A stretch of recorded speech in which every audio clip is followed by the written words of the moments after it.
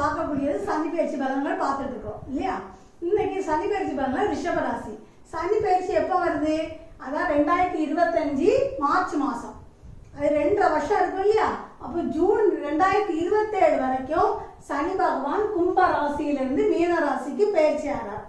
Okay, முதல்ல ஒரு வீடியோவை நான் சனி பகவானை பற்றி உள்ள டீட்டெயில் எல்லாம் போட்டிருக்கேன். ஏன்னா ரிஷபராசிக்குன்னு தனியாக சொல்லும்போது நாம் தனியாக ஒவ்வொன்றா சொல்ல வேண்டாம் அப்படிங்கிறதுக்காக முதல்ல ஒரு வீடியோ போட்டுட்டு அதை நீங்கள் ஃபஸ்ட்டு பார்த்துக்கிட்டு இதை பார்த்தீங்கன்னா உங்களுக்கு ஈஸியாக இருக்கும். சரியா? இப்போ நான் ரிஷபராசிக்கு என்னென்ன யோகத்தை தர போகிறாரு அப்படிங்கிறத பார்க்குறேன். முதல்ல என்னோட வீடியோவை நீங்கள் என்ன பண்ணணும், சப்ஸ்கிரைப் பண்ணி வைங்க, பக்கத்தில் இருக்க பெல் பட்டனை கிளிக் பண்ணுங்கள். அப்போ நான் டெய்லி போடுற வீடியோ உங்களுக்கு வரும். லைக் பண்ணுங்கள், கமெண்ட் கொடுங்க, ஷேர் பண்ணுங்கள். ஓகேங்களா? சரி, போகலாமா? சரி, ரிஷபராசி யாரு? காலபுருஷ தத்துவத்துக்கு 2வது வீடு இல்லையா? காலச்சக்கரத்தில் 2வது வீடாக வராரு. இவங்களுக்கு இந்த சனி பயிற்சி எந்த யோகத்தை தருதுன்னு பார்த்தீங்கன்னா கோடீஸ்வர யோகத்தை தருது. ஆஹா, நம்ம இவ்வளோ நாள் அதைத்தானே எதிர்பார்த்துட்டு இருந்தோம், இப்போதான் வருதா அப்படின்னா நிச்சயமாக இப்போ வருது. இந்த கோடீஸ்வர யோகம் யார் வீட்டெல்லாம் கதவை தட்டுதுன்னு பார்க்கணும் இல்லையா? வந்தாச்சு. இப்போ பாருங்க, ஒருத்தங்க ரொம்ப கஷ்டப்பட்டு உழைச்சி நிறைய சம்பாதிச்சிருப்பாரு. சம்பாதிச்ச பிறகு அப்புறம் அவர் அனுபவிக்க முடியாது. அவர் ஏதாவது ஒரு ஸ்வீட்டை சாப்பிடலான்னு இருப்பாரு. ஐயோ சுகர் சாப்பிடாதீங்கம்பாங்க. அப்புறம் ஏதாவது கொஞ்சம் காரமாக சாப்பிட்டா ஐயோ உங்களுக்கு ப்ரெஷர் இருக்குது சாப்பிடாதீங்கம்மா. அப்போ டைம் டேபிள் பூராவும் இருக்கும், ஆனால் சாப்பிட முடியாது. அதே மாதிரி இப்போ ரிஷபராசிக்காரங்களுக்கும் அதிர்ஷ்ட கதவை தட்ட வந்தாச்சு. அது யார் யார் வீட்டெல்லாம் தட்டுது அப்படிங்கிறத நான் பார்க்க போகிறோம். கிடையாது, அது யாருக்கு நான் லாஸ்ட் சொல்கிறேன், அவங்களுக்கு பரிகாரமும் சொல்கிறேன். ஓகே, சரி. ரிஷபராசிக்கு சனி பகவான் யாரு? 9, 10க்கு அதிபதி. அப்போ 9, 10 என்னது? கேந்திர திரிகோணத்துக்கு அதிபதி. ரிஷபராசிக்காரங்களுக்கு சனி பகவான் எப்பவுமே கெடுதலே செய்ய மாட்டார். ஏன்னா அவர் தான் யோகக்காரன். யாரோட ராசிக்கெல்லாம் கேந்திரத்துக்கும் திரிகோணத்துக்கும் ஒரு கிரகம் வருதோ அந்த கிரகம் அவங்கள இப்போ உயர்த்தும். இப்போ ஃபார் எக்ஸாம்பிள் கடகலக்கணம்னா 5, 10க்கு அதிபதி செவ்வாய். அப்போ செவ்வாய் அவங்களுக்கு உயர்வாக இருக்கும். அதே மாதிரி தான் ரிஷபராசிக்கு சனி பகவான். அந்த சனி பகவான் எங்கே வந்திருக்காரு? 11ஆம் வீட்டுக்கு வந்திருக்காரு. எப்போவுமே சனி பகவான் 3, 6, 11. ஓகே, இந்த இடத்துக்கு அவர் வந்தாச்சுன்னா 3, 6, 11 இந்த இடத்துக்கு சனி பகவான் வந்தாலே அவங்களுக்கு கோடீஸ்வர யோகம்னு தெரிஞ்சுக்கணும். அப்போ இவருக்கு 11ஆம் வீட்டுக்கு வந்துட்டார். அப்போ உங்களுக்கு இப்போ யோகம் வந்தாச்சு. எந்தெந்த மாதிரி யோகம்லாம் கிடைக்க போகுது?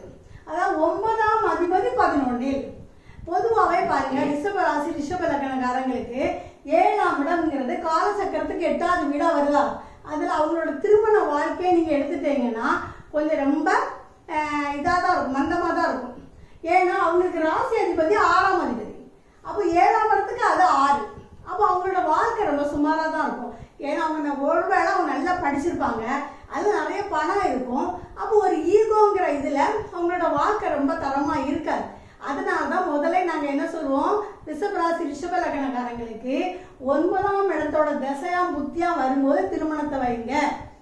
அது ஏன்னா அந்த தசையிலோட இது எடுக்கணும். இது என்ன தசை? அந்த தசையிலேருந்து ஒரு வரனை எடுங்க அப்படின்னு சொன்னாச்சுன்னா அந்த வாழ்க்கை நல்லா இருக்கும். அப்போ இப்போ நமக்கு 9ஆம் அதிபதியோட தசை வந்துச்சுன்னா உங்களுக்கு நீங்கள் இப்போ திருமணத்துக்கு தகுதி. இந்த குரு மட்டும்தான் திருமணத்தை கொடுப்பாரு இல்லை, சனி பகவானும் கொடுப்பாரு. அப்போ இப்போ திருமண வயசில் இருக்கக்கூடியவங்க கொஞ்சம் இந்த ரிஷபராசி ரிஷப லக்னக்காரங்களுக்கு 30 வயசு ஆயிடுச்சுன்னு வச்சுக்கோங்களேன், கல்யாணம் அமோகமாக இருக்கும். அப்போ உங்களுக்கு என்னது, 9ஆம் இடத்து அதிபதி 11ல் வரதுனால திருமணம் ரெடியாக இருக்கும். வரன்னு பார்க்கலாமா? சரி, இப்போ நிறைய பேருக்கு இருதார யோகம் இருக்குன்னு சொல்லுவாங்க. நிறைய பேருக்கு 2வது திருமணம் பண்ணலாம் அப்படின்னு நினைப்பாங்க. வருமா அவங்களுக்கு இப்போ யோகம் இருக்குது. அப்போ அவங்களும் பார்க்கலாம். ஓகேயா? அப்புறம் 9ஆம் அதிபதிங்கிறது என்ன? டாக்டரேட். இப்போ நிறைய பேர் டாக்டரேட் படிக்க முடியாமல் இருப்பீங்க. 2-3 தடவை எழுதிட்டேன், என்னால் எடுக்க முடியல, ஆனால் ஐஏஎஸ் எழுதுனேன், என்ட்ரன்ஸ் எக்ஸாம் நிறைய தடவை எழுதிட்டேன், எனக்கு கிடைக்கல. இப்போ நீங்கள் உங்களுக்கு இது ஒரு யோகம். அப்போ இது படிக்கிற வயசு பிள்ளைகளுக்கு, முதல் சுற்றில் உள்ள பிள்ளைகளுக்கு யோகம் தானே படிக்கிற வயசுக்கு. அப்போ உங்களுக்கு நீங்கள் ஒரு டாக்டரேட் முடிக்க முடியாமல் இருக்கும்போது இப்போ நீங்கள் எழுதுங்க. ஐஏஎஸ் பண்ணணும்னா பண்ணும்போது, ஏன்னா 9ஆம் அதிபதி எப்போதுமே ஒரு என்ட்ரன்ஸ் எக்ஸாம் எழுதும்போது நீங்கள் என்ன செய்ய 4, 9, 11 ஒரு தொடர்பு இருக்கணும். அது இருந்தால் தான் நம்ம பாஸ் ஆக முடியும். ஓகே, அப்போ அது உங்களுக்கு முயற்சி பண்ணலாமா? அதில் 9ஆம் இடம்ங்கிறது தந்தை. இப்போ தந்தை லாபஸ்தானத்துக்கு இருக்கிறார். அப்போ அப்பாவோட தொழிலில் நிறைய லாபம் கிடைக்கும். ஓகே, அப்போ 9ஆம் இடங்கிறது வெளிநாடு. அப்போ நீங்கள் இப்போ வெளிநாட்டில் ஒரு பிஸ்னஸ் பண்ணிட்டு இருக்கீங்கன்னு வச்சுக்கோங்க. அந்த பிஸ்னஸ் உங்களுக்கு டாப்பாக இருக்கும். அப்போ நீங்கள் இப்போ எந்த பிஸ்னஸாக இப்போ நான் பிஸ்னஸ் பண்ணலான்னு இருக்கேன் மேடம், அப்போ எந்த பிஸ்னஸ் நான் தொடங்கலாம், எனக்கு இப்போ தானே யோக தசை வந்திருக்கு, நிச்சயமா அப்போ என்ன தசை தொடங்கலாம்? சந்திரன்கிறது வாயு கிரகம் இல்லையா, அப்போ அது எரிவாயு, பெட்ரோல் மண்ணெண்ணெய் இதெல்லாம் எடுத்துக்கலாமா? அதை எடுத்துக்கலாம். அந்த மாதிரி நீங்கள் பிஸ்னஸ் பண்ணாலும் அதை பண்ணலாம். அதில் நீர், ஆனால் சந்திரனுங்கிறது என்னது, டெய்லி உபயோகப்படக்கூடிய காய்கறி, அரிசி, விவசாயம், இது எல்லாமே உங்களுக்கு பண்ணலாம். அதாவது ஜூஸ் கடை, தண்ணி, இதெல்லாம் நீங்கள் வச்சு பாருங்கள், நிச்சயமாக நீங்கள் தொழிலில் பெரிய அளவில் வரலாம். நமக்கு அந்த தசை வரும்போது நம்ம செய்யணுங்க, அப்போ தான் நம்ம டாப் லெவலில் போக முடியும். அப்போ இப்போ உங்களுக்கு தொழில் மூலமாக லாபம் இருக்குது, படிப்பு மூலமாக லாபம் இருக்குது. ஓகே, அப்போ நீங்கள் என்ன சொல்லணும், பெயர், புகழ், பதவி, செல்வாக்கு எல்லாமே கிடைக்க போகுது. அப்போ அது கோடீஸ்வர யோகம் தானே, அப்போ லக்கு தானே உங்களுக்கு. சரி, இப்போ எதை பார்க்குறான்னு பார்ப்போமா? அவர் 11ஆம் வீட்டில் இருந்து தன் ராசியே பார்க்குறாரு. அப்போ எப்பவுமே சனி பகவானுடைய 3வது பார்வை வந்து நல்ல பலன் இல்லைன்னு சொல்லுவாங்க. ஆனால் 11ஆம் வீட்டில் இருந்து பார்க்கும்போது அமோகமான வளர்ச்சி. இவ்வளோ நாள் உங்களுக்கு மனசில் ஒரு குழப்பம் இருந்துகிட்டே இருக்குங்க, ஒரு தடுமாற்றம், என்ன பண்ணணும்னு தெரியல, சோம்பேறியாகவே இருப்பீங்க. ஏன்னா சனி பகவானுக்கு சோம்பேறித்தனம் பிடிக்கவே செய்யாது. மந்தத்தன்மையாக இருக்கக்கூடியவங்களும் அவருக்கு பிடிக்காது, சும்மா இருந்துட்டு சாப்பிடக்கூடிய ஆளை பிடிக்காது. ஆனால் அவருக்கு கடின உழைப்பு உள்ளவங்களை மட்டும்தான் அவர் பிடிக்கும். அப்போ நீங்கள் இவ்வளோ நாள் அப்படி தான் இருந்துருப்பீங்க, மனசில் ஒரு பதட்டமாக இருக்கும், ஒரு தடுமாற்றம் இருக்கும். அதுலேருந்து இப்போ ரிலீஃப் ஆக போகிறீங்க. நீங்கள் காலையில் எழுந்திங்க, உற்சாகமாக எழுந்திங்க. பொதுவாகவே சனி பகவானால ராத்திரி பயங்கர உற்சாகமாக இருப்பீங்க. சில பேர் நைட்டு தான் நல்லா பிள்ளைகள் படிக்க தெரியுமா, பகல் ரொம்ப படிக்காது, அந்த மாதிரி ஒரு உற்சாகத்தை உங்களுக்கு கொடுக்கும். அப்புறம் இப்போ உங்களுக்கு கோர்ட்டில் ஒரு கேஸ் இருக்குன்னு வச்சுக்கோங்க, அந்த கேஸில் உங்களுக்கு ஜெயிக்கக்கூடிய வாய்ப்பு இருக்குது. அப்போ அது நமக்கு சாதகமாக இருக்கும். அப்போ இப்போ நமக்கு பொருளும் செல்வாக்கும் கிடைக்கிறதுக்கு சான்ஸ் இருக்குது. அடுத்து 7ஆம் பார்வையாக 5ஆம் இடத்தை பார்க்குறாரு. அப்போ 5ஆம் இடத்துல ஏற்கனவே கேது பகவான் இருக்கார். ஓகே, கேது பகவான் இருக்கும்போது கேது எப்பவுமே ஒரு தடையை ஏற்படுத்திட்டே இருப்பார். அப்போ இப்போ 5, 7 வருதுல, இது 7ஆம் பார்வையாக வரும்போது 5, 7ன்னு வரும்போது ஒரு காதல் இல்லையா. அப்போ இவ்வளோ நாள் ஒரு கேது இருந்தனால காதலில் ஒரு பிரேக் பண்ணி வச்சுருக்கோம். இப்போ நமக்கு இந்த யோக தசை வந்ததுனால அந்த பழையபடி போன காதலே திருப்பி வரும். சரி, பிரேக்கப் ஆகி போயிருப்பா, அவளே திருப்பி வருவான், வந்து உங்களுக்கு காதல் சக்ஸஸ் ஆகும். அதில் இப்போ திருமணம் ஆகிருக்கும், திருமணமாகி குழந்தை இல்லாமல் இருந்திருப்பீங்க. இப்போ 5 வருஷம் ஆச்சு மேடம், எனக்கு குழந்தை பாக்கியம் இல்லை. நிச்சயமாக 5 வருஷம் முடிஞ்சோன்னா உங்களுக்கு இப்போ குழந்தை பாக்கியம் கிடைக்க வாய்ப்பு இருக்குது. மேக்ஸிமம் எனக்கு கரு உருவாகவே மாட்டேங்க அப்படின்னு உங்களுக்கு ஒரு இது இருந்தால் நீங்கள் என்ன பண்ணணும்னா, பெட்டில் படுக்காதீங்க, வீட்டில் தரையில் படுக்காது. ஏன்னா சனி பகவானுக்கு எளிமையாக இருக்கிறது தான் ரொம்ப பிடிக்கும். நீங்கள் தரையில் படுத்து பாருங்கள், நிச்சயமாக கரு உருவாகிறதுக்கு வாய்ப்பு இருக்குது. அப்போ 5ஆம் இடம், பூர்வீக சொத்து உங்களுக்கு இவ்வளோ நாள் கிடைக்கல அப்படின்னு சொல்லிங்கன்னா இப்போ ட்ரை செய்து பாருங்கள், பூர்வீக சொத்தும் கிடைக்கும். ஓகே, அடுத்து பாருங்க, அவர் 10ஆம் பார்வையை 8ஆம் இடத்தை பார்க்குறாரு. அப்போ 8ஆம் இடம்ங்கிறது எனக்கு புதையல்.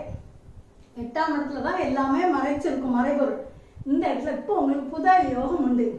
நிறைய பேர் இந்த சமயம்னா நீங்கள் ஒரு இடம் வாங்குறீங்கன்னு வச்சுக்கோங்க, அங்கே புதையல் இருக்கான்னு பார்த்துக்கோங்க. ஓகே, புதையல்ங்கிறது என்னன்னா, ஒரு தொழில் நீங்கள் கிடைக்கணும்னு நினச்சிருப்பீங்க, அதில் ஒரு பிஸ்னஸ் பண்ணணும்னு நினச்சிருப்பீங்க, அந்த பிஸ்னஸ் நம்மளுக்கு கை கிடைக்கும். அதில் ஒரு இடத்துல வேலை, இந்த இடத்துல வேலை கிடைக்கணும்னு நினச்சிருப்பீங்க, அந்த வேலை கிடைக்கும். அப்போ அது ஒரு புதையல் தானேங்க, அதனால் புதையல் கிடைக்கிறதுக்கு வாய்ப்பு இருக்குது. அப்பாவோட ஆயுள் பலமாக இப்போ 3ஆம் சுற்றில் நீங்கள் இருக்கீங்கன்னு வச்சுக்கோங்களா. ஏன்னா இது பெண்களுக்கு இது மாங்கல்ய ஸ்தானம், 8ஆம் இடம். அப்போ அவங்களுக்கு மாங்கல்ய பலம் இருக்கும்போது ஒருத்தங்க ரொம்ப சிக்காக ரொம்ப நாளாக படுத்திருப்பாங்க, இப்போ டாக்டரே கைவிட்டுருக்க நிலையில் இருக்கும்போது இந்த யோக தசை உங்களுக்கு கை கொடுக்கும், அவருடைய ஆயுள் வந்து பெருகும். அப்போ ஆயுளுக்கு நமக்கு எந்த ஒரு இல்லை. அப்போ 3 பார்வையினாலுமே நமக்கு பலம் அதிகம். சரி மேடம், நீங்கள் வந்து அதிர்ஷ்ட கதவு யாருக்கு தட்டுன்னு சொன்னீங்க, யாருக்கெல்லாம் தட்டு மேடம்?